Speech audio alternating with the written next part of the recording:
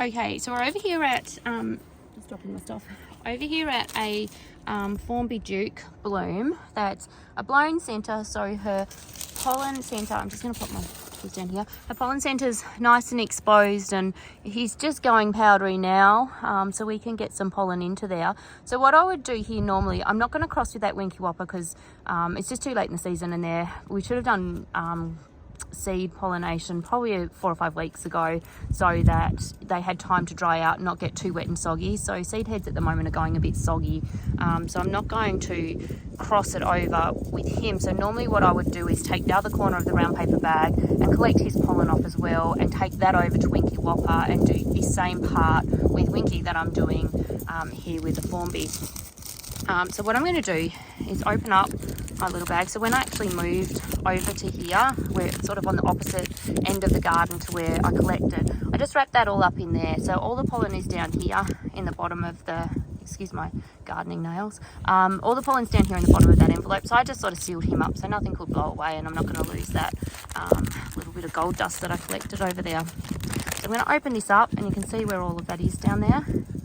I'm going to collect it up onto the paintbrush, which you can sort of see there if we can get that in focus. Yep, so I've got some on there.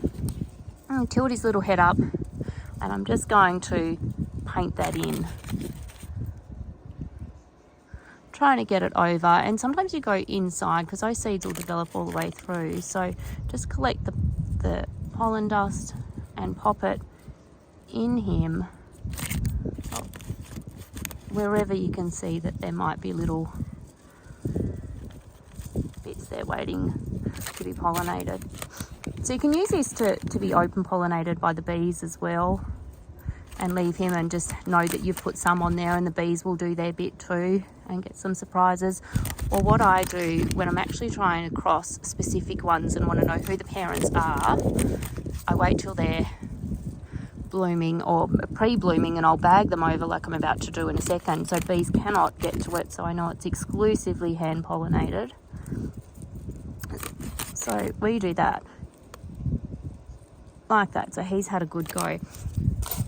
Then to know who it is, I'm going to write Winky Whopper. I'll normally do this inside, so I've got better balance to write, and Formby Duke.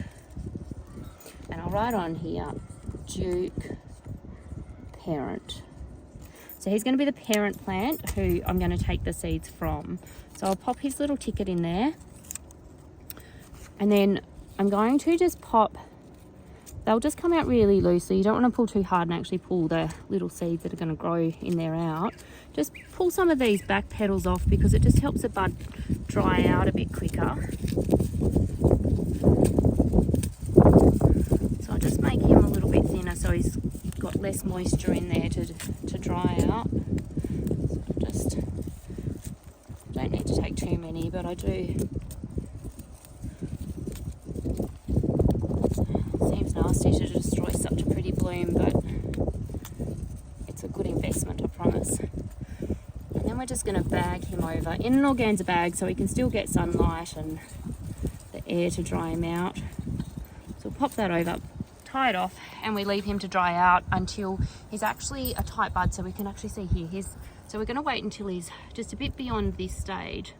So this isn't one I've pollinated, that's just one that's gone. And we want that to be a bit drier than that. I don't think I've got any on here close that I can show that's dry, but sort of need it to get to this stage where all the blooms have come off, and then it will go dry, which is when we can extract the seeds. But I'll do a second video on seed extraction and when to pick. That one is so no good.